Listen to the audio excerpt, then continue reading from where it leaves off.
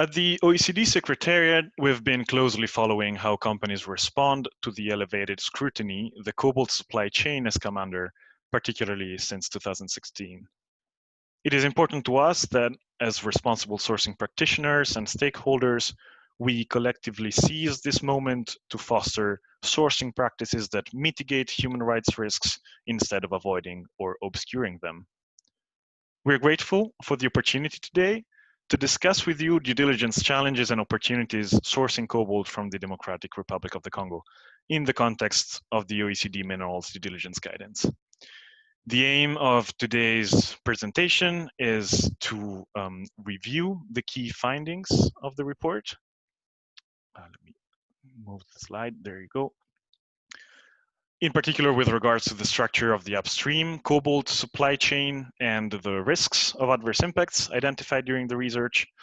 We'll also take the opportunity of today's webinar to clarify potential misconceptions around disengagement and risk mitigation, and discuss progress on some of the recommendations formulated in the report and during the International Cobalt stakeholder meeting that was held in Kolwezi last year. So, cobalt production is often presented as being either coming from large-scale mining, LSM, or artisanal and small-scale mining, ASM, with the first representing 70 to 80% of the DRC cobalt production, while the rest is made up of the ASM. This diagram shows how complex the supply chain is in reality.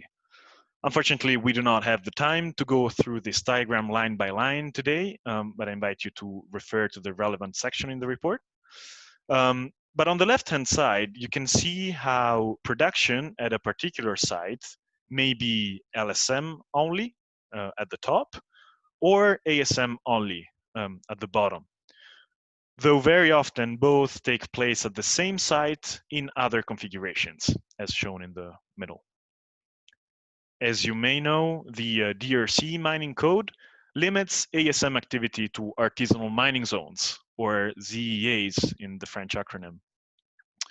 However, due to the existence of few viable ZEAs and the concentration of deposits on private concessions intended for industrial mining, most ASM cobalt production currently takes place on private concessions. The relationship between ASM and LSM operators when working at the same site range from hostility to cooperation, with the determining factor largely being how LSM chooses to engage with ASM. This diagram also shows how ASM material is blended with LSM through trading and processing.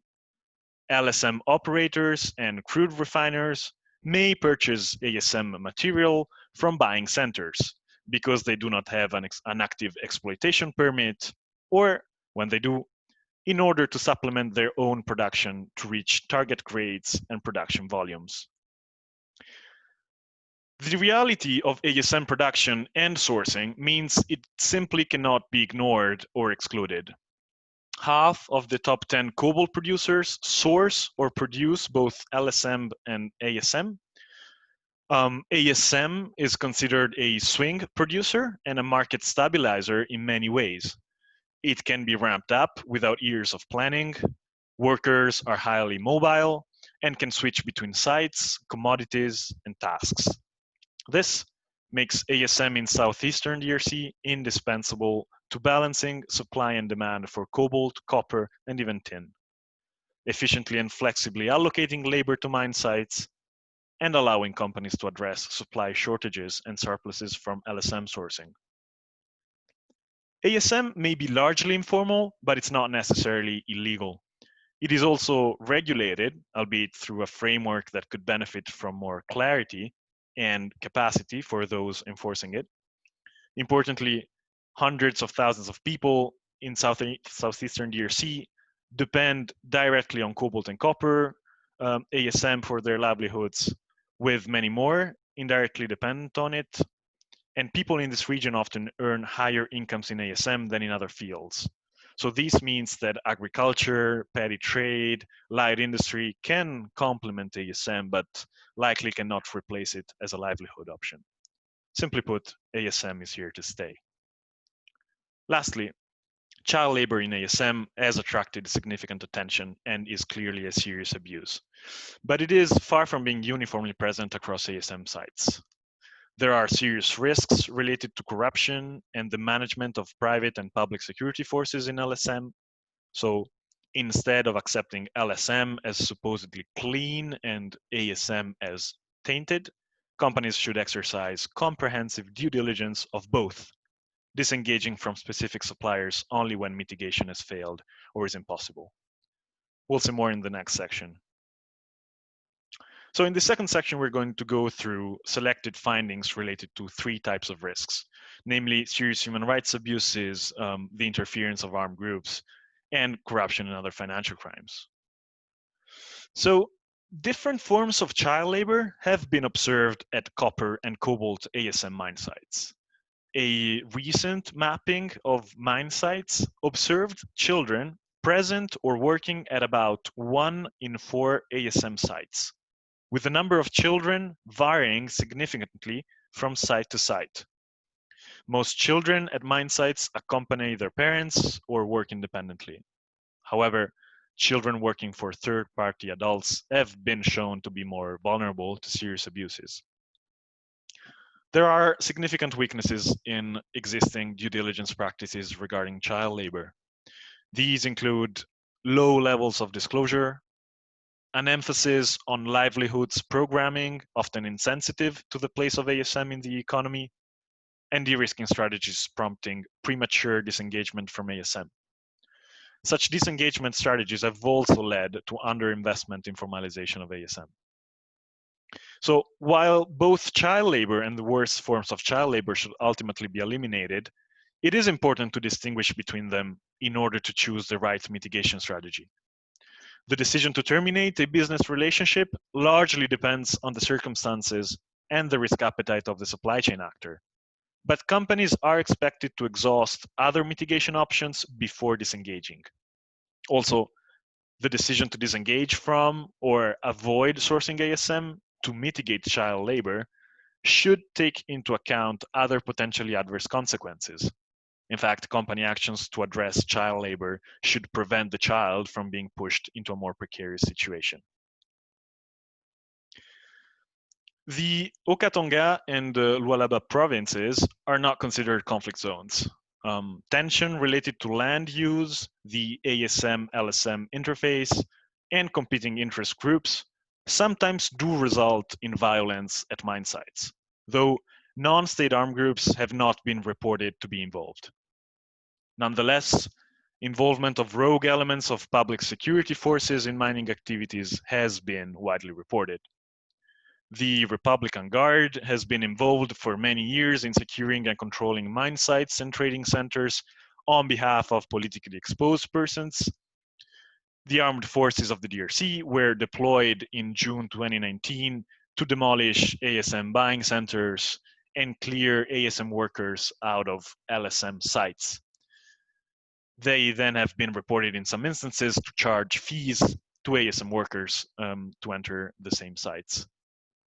The level of training in the voluntary principles on security and human rights among public and private security forces is low throughout the region. This presents risks regarding the conduct of security forces at mine sites, particularly given the extensive interface between LSM sites with ASM activities in urban areas. Some mining permit holders, for example, do not maintain written contracts as required by the DRC law with the public security forces that they have contracted, and make payments for such services directly to the lead officer for the site, who subsequently distributes the pay among subordinates. Bribery used to acquire assets in the LSM sector has been widely reported. This has resulted in the sale of DRC assets allegedly at a fraction of their market value, depriving the Congolese state of much needed budgetary resources. Factors such as the retention of a large number of mining concessions outside the parameters of the mining code by the state-owned enterprise GECAMIN, and the opacity regarding the terms of its transactions and joint ventures present significant challenges to addressing corruption in the sector. low or non-existent levels of due diligence are found in the use of subcontracting or consulting firms with beneficial owners who are politically exposed persons. Several corruption risks are also prevalent in the ASM sector, including many cooperatives directors and buying centers owners being themselves politically exposed persons, and informal payments collected by cooperative management from ASM workers. A simple name check of the list of authorized cooperatives shows that some politically exposed persons are themselves heads of cooperatives. As cooperatives are assigned to ZEAs by the government, there is a considerable risk that political affiliation represents in fact the main factor behind the choice of a certain cooperative for a ZEA, and sometimes the existence itself of the cooperative. I will now turn to Ben for recommendations from the report and to examine progress and challenges over the last 8 months. Thanks, Luca. The report's recommendations looked at 5 areas where companies need to improve their approach to due diligence and responsible sourcing of cobalt and copper in parallel to ongoing governance reforms of the sector. These include conducting comprehensive, risk-based, and context-sensitive due diligence, bringing an increased focus to corruption to the due diligence exercise, strengthening responsible engagement of artisanal and small-scale mining, improving the implementation of the voluntary principles on security and human rights, and undertaking gender-responsive due diligence. We can move to slide 10, please. We've included the recommendation to conduct comprehensive, risk-based, context-sensitive due diligence since it serves as a reminder of some fundamental tenets of the guidance and encompasses overarching principles of good practice relevant to all recommendations. At its core, it means taking all relevant risks into account in the course of due diligence based on their severity and prevalence, and responding to them in a way to bring about effective mitigation, and in some cases remedy. This depends on fully accounting for the local context and ways in which strategies to mitigate risks may instead make them worse or exacerbate them. It also means, on the one hand, expanding due diligence beyond an at times singular focus on child labor, while on the other bringing a more nuanced and sustainable solutions to bear on the problem of child labor, and particularly the worst forms of child labor, which remain a real and troubling dimension of the upstream supply chain. There are several ways we recommended strengthening the governance framework for mineral production and trade and related policy to support more effective due diligence in this regard. First is extending reporting requirements for companies to publish annual Step 5 reports on how they carry out due diligence, a point on which there's already been progress. Second is building on the existing institutional infrastructure of the DRC government in the form of regulators and local multi-stakeholder groups to more systematically identify and address risks in the supply chain. The report also encourages the DRC government and its Interministerial Commission on Child Labor at Mine Sites to continue its work on supporting and enabling children to voluntarily withdraw from mine sites through education and social services, as well as in some cases, alternative livelihoods that are accessible. We call upon companies to urgently expand the scope of their due diligence to include all Annex II risks and related adverse impacts, while prioritizing certain suppliers based on their level of risk. This is the risk-based approach of the due diligence guidance. As part of their due diligence exercise, they should consider all options as part of risk mitigation planning, including continuing or suspending trade in the course of risk mitigation efforts, and disengagement only after risk mitigation efforts have failed or if the company deems risk mitigation unfeasible or the risks unacceptable.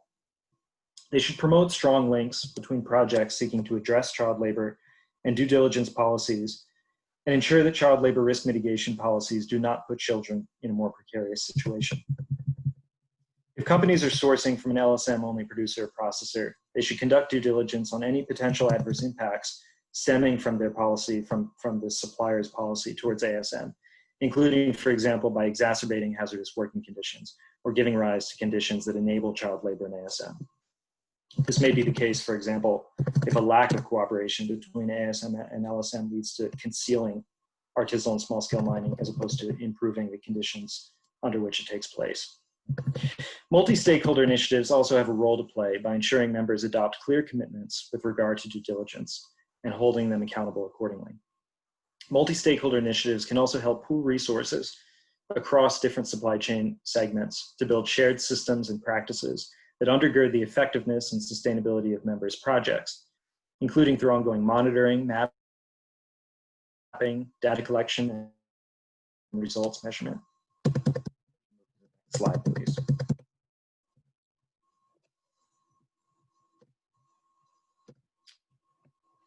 We included this map of major child labor remediation and ASM formalization projects in the report. The number of projects has already grown significantly in 2020, but more must still be done to link projects to comprehensive due diligence and sourcing policies to ensure that projects are not only ad hoc efforts that leave problems in other parts of the supply chain unaddressed. We can move to slide 12. The second set of recommendations to increase companies' focus on corruption-related risks is not only important for improving supply chain integrity, but also to ensure that the DRC's natural resources benefit mining communities and other local populations and serve to reduce the high levels of vulnerability that give rise to child labor in the first place. More transparency and disclosure regarding the operations of state-owned enterprises in the mining sector, and agreements like joint ventures in line with the 2019 recommendations of the Extractives Industry Transparency Initiative would go a long way to fostering an environment in which corruption risks could be more easily identified and mitigated. The role of civil society, independent researchers, and the press is essential to uncovering related abuses. Companies in this risk area really have significant progress to make in order to address corruption integrity-related risks in line with the guidance. They should be fully transparent on how mining assets have been acquired and conduct extensive know your counterparty due diligence to identify risks related to politically exposed persons. Companies in the cobalt and copper supply chains should seek to carry out measurable risk mitigation as with any other Annex II risk. This may sometimes be challenging and complex, but it begins with reporting on where risks have been identified. Using leverage and conditionality is important for driving change to management systems among suppliers. Companies should give particular attention to the victims of corruption, whether they're citizens at large in local mining communities or artisanal miners disadvantaged through weak leverage and representation in negotiations on supply agreements. We can move to slide 13. Strengthened ASM engagement is necessary in order to mitigate risks ASM miners are exposed to and transform the sometimes hostile relationships between ASM and LSM operators. The OECD, other intergovernmental organizations, and governments across the world have recognized the important role ASM plays in local economies and global markets. As Luca pointed out, ASM plays a critical role not only for livelihoods upstream, but also due to the way that it enables markets to function efficiently and effectively. We're concerned by sourcing policies that exclude ASM from company supply chains for a number of reasons. These policies ignore ASM's critical role in supporting livelihoods. They're also not an effective way to mitigate the real harms artisanal miners are sometimes exposed to, including child labor, among others. Indeed, ASM exclusions may often aggravate such risks and sometimes give rise to new risks. Instead, the due diligence guidance recommends that companies responsibly engage with ASM through setting clear timeframes for progressive improvement. Improved governance should focus on promoting viable and formalized ASM, including through ASM-LSM cooperation. The role of cooperatives could also be enhanced to better represent their members' interests and develop into fully functioning ASM operators within a formal framework. Building on the institutional infrastructure discussed earlier, the DRC government can help build risk assessment mechanisms that support formalization. Companies are encouraged to formally engage with legitimate artisanal and small-scale miners and progressively build their capacity and improve practices. This also takes the form of adapting know your counterparty protocols to the specific characteristics of ASM and setting realistic expectations for improvement within clear timeframes. Buyers willing to work with legitimate ASM production have at their disposal tools such as the Code of Risk Mitigation for ASM engaging in formal trade or craft, developed by the Alliance for Responsible Mining. The code is a gateway for buyers to approach ASM and apply due diligence according to the guidance, with a strong focus on continuous development and improvement. Companies should build capacity, whether this is among ASM cooperatives or other workers' associations, to improve their practices in areas such as governance, access to finance, production techniques. Cross-industry collaboration among different segments of the supply chain, including downstream companies, is strongly encouraged in order to invest in and scale up ASM formalization projects. We can move to slide 14. As Luca discussed, there are significant gaps in the region with regard to implementing the voluntary principles on security and human rights. Fully implementing the VPs through training, operating practices, and responsible cooperation with public security forces is critical to averting conflict and avoiding contributing to human rights abuses. Companies that do not mine themselves, however, also have an important obligation to conduct due diligence with attention to this issue to ensure that their suppliers are effectively implementing the VPs. Related risks may be particularly severe if an LSM operator maintains hostile relationships with ASM workers, for example. We can move to slide 15. Women in the DRC are legally entitled to access employment in the mining sector. However, in practice, this is often not the case. The terms of employment can be discriminatory towards women, marginalizing them in ways that leave them at an income disadvantage and also expose them to abuse. The formalization process offers numerous avenues to address some of these problems and challenges for women's equitable access to the sector. Formalization projects provide a framework, and especially with regard to project governance, to collect gender disaggregated data so we can better understand where problems lie and address them accordingly. They also, through this governance framework, they also can enable us to provide better access to higher income opportunities within the sector for women, as well as to give sufficient voice to women through workers, organizations, and networks in decision-making, about decision-making in terms of their terms of employment, with regard to supply agreements, as well as on-site services, medical services, and working practices that are sensitive to women's needs in the sector. We can move to the next slide. Last November, towards the end of 2019, we had the opportunity to organize a multi-stakeholder conference in Kolwezi in the DRC that brought together all segments of the cobalt and some parts of the copper industry, as well as civil society, governments from around the world, and in particular the DRC government, in order to discuss some of the key findings of our report and work together in order to identify some solutions in order to improve transparency and conditions in the sector. This led to a set of governance commitments with significant industry support.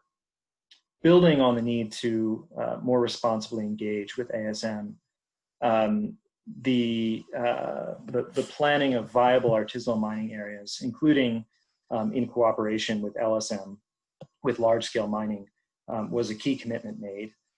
So this relates to two tracks, essentially, of fostering more viable artisanal mining. On the one hand, by creating more designated artisanal mining areas, or the ZEAs that Luca mentioned, as well as facilitating cooperation with LSM on LSM concessions, or PEs.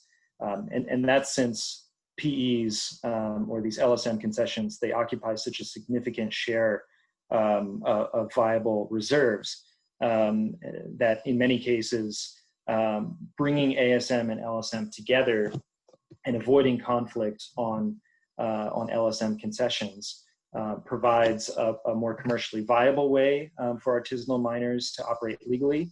And it also brings the expertise, the engineering expertise, and mine planning expertise of LSM operators to improve working conditions for ASM. And in this regard, a commitment was made to establish a task force or working group that would involve stakeholders across ASM and LSM and civil society in order to identify regulatory approaches to easing this cooperation. It also included the extension of reporting requirements, and this is something that is a commitment that is active, but there continues to be a need to enshrine this further in the regulatory framework and to really enforce this directive in order for cobalt and copper mining companies and companies involved in trading and processing copper and cobalt to issue annual Step 5 reports based on the due diligence guidance. Another commitment included enhanced mine site monitoring and inspections. Based on our research, this is entirely feasible. DRC regulatory agencies are present in both formal and informal supply chains, and therefore they could facilitate significantly more transparency in both supply chains, including through so-called open markets in which informal ASM material is traded. We can move to the next slide. So the question is, where are we with these commitments? These commitments have indeed led to some very promising action in the first half of 2020. We've indicated here some key actions. This is non-exhaustive, but these are some tangible actions that we've observed, and we've marked them. We marked those in blue to indicate private sector actions, those in gray to indicate DRC government actions, as well as some persistent pain points or blockages in orange to fully realizing some of these efforts and goals. So as you can see in the upper left-hand corner, regarding governance of artisanal and small-scale mining production, trade, and processing, there's been a doubling of ASM formalization projects since we were in the field and since the multi-stakeholder meeting at the end of last year. That's very encouraging. There's also been significant progress made in developing ASM operating standards that draw in some cases on the craft standard as well as incorporate the due diligence guidance. And that's being carried out by multi-stakeholder and industry initiatives. On the DRC government side, we've also seen reforms of informal ASM trading continue to advance. In many respects, this is promising since it could allow for open markets, ASM markets, to continue functioning and serving a role in order to facilitate an efficient upstream marketplace, as well as a nascent DRC ASM buying scheme. And this can also be important for bringing more transparency to the sector and better aligning incentives with ASM formalization, getting financing partners involved, essentially making the regulatory framework and fostering government agencies that can enforce that framework in order to encourage more engagement, more responsible engagement with ASM. However, we continue to get mixed signals from industry, especially with regard to de-risking.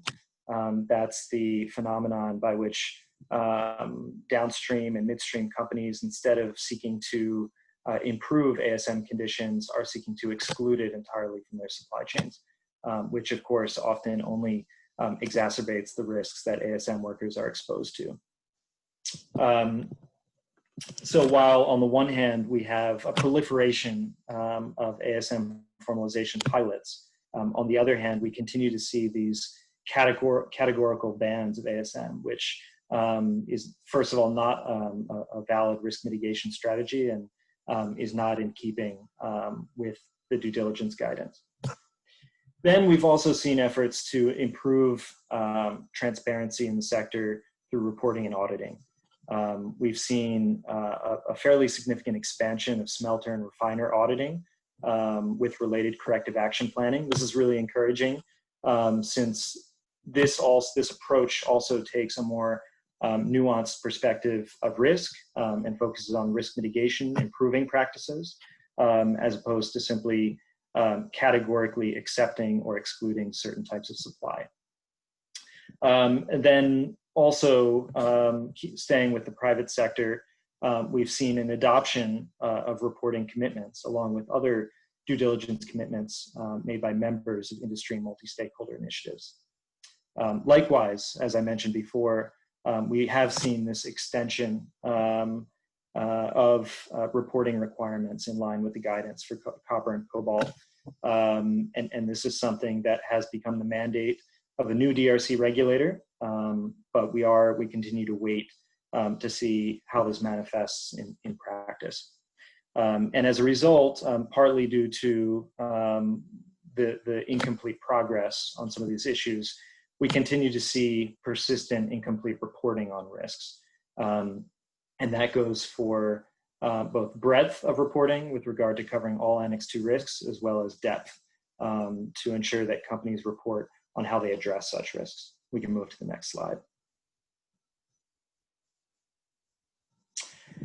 So this slide attempts to capture where we've been and where we want to go, what outcomes we ultimately want to reach, and why we need more progress in order to achieve them. Clearly, in order to enable viable ASM formalization, we need to move beyond pilot projects in order for this to be the norm. Otherwise, we're left with an uneven playing field between companies that either continue to exclude ASM and further conceal abuses that ASM workers may be exposed to, or other companies that continue to source informal ASM without addressing such risks as well. And as a result, those who are attempting to source ASM responsibly are at a competitive disadvantage. So we need a level playing field. We need a critical mass of projects. We also need to continue to strengthen the link between due diligence and risk mitigation. So we should be thinking of how projects relate to risks that have been specifically identified within company supply chains, as opposed to a project here and a project there with other potential risks unaddressed in other parts of the supply chain.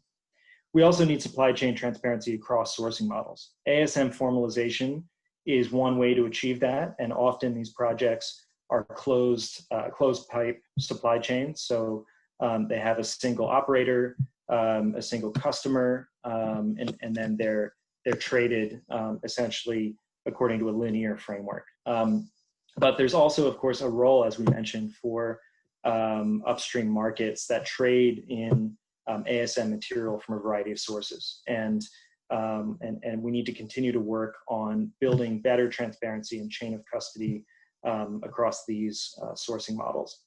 We also need to move from an essentially security-centered approach by LSM operators that have at times sought to keep ASM out of their concessions, and we need to move into an approach based on strategic interaction between ASM and LSM. This can this can be salutary both on in the sense of promoting better respect of human rights, but can also have positive commercial consequences. We can move to the next slide. So here we're kind of summing up some outstanding questions that need to be resolved. Obviously, there are some questions related to the reforms underway in the DRC, how the state buying scheme is going to function, what impact it will have on existing formalization projects, how it will interact with other efforts to formalize ASM, how the new mandates, how the mandates of new regulators and state agencies overlap or are reconciled with those of others, and also how to institute more supportive frameworks for ASM-LSM cooperation so that LSM operators can take the risks and can accept the risks that are necessary by responsibly engaging with ASM. And we can move to the next slide. And finally, some questions for industry as well and industry practices. This sense that we have of mixed signals coming from industry with regard to the level of engagement they're willing to tolerate with ASM makes us wonder if we're at an inflection point or not. We're keen to see that it is, and that companies are starting to change to to adopt more nuanced approaches with regard to risk and ASM, and in order to more substantively mitigate risk as opposed to simply instituting blanket bans on ASM supply. We want to see companies use leverage constructively. Often we've seen leverage used as a way to promote de-risking policies. So companies, instead of asking what the risks are and how due diligence management systems upstream can address such risks, we've unfortunately seen leverage used in a way simply to request or to demand that no ASM be sourced. And this is really counterproductive. We want to see how corrective action plans that are becoming more systematized are implemented in practice, and how the time-bound nature of these can be used to really measure progress. And we also want to see companies, importantly, close the disclosure gap. We want to see stronger reporting, not on a one-off way on certain pilot projects. We want to see comprehensive reporting based on the severity and prevalence of risks in companies' supply chains, and how they've really mapped the factual circumstances of production trades so that they can credibly identify those risks. So that's it for the presentation part of this webinar, and we look forward to your questions and continuing discussion. Thanks.